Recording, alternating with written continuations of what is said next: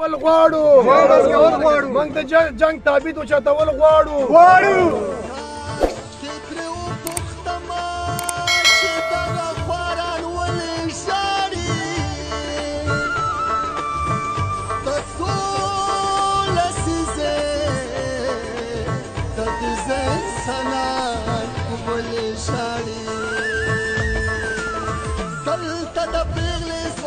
ګاونډیانو سره ښه تعلق غواړو دنیا والاو سره ښه تعلق غواړو چې د هغې کوم نیتونه دي پروردګاره هغې ته د خپل نیتونو سزا ورکړي که هغه د خیر نیت وي هغې له د خیر سزا ورکړي او که د شر نیت وي پروردګاره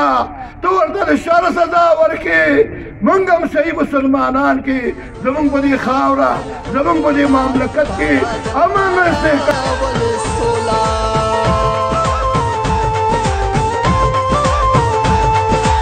خدي چرته دا سندرې ولې نشته په خندا خندا خبرې ولې نشته دلته ټول کلی او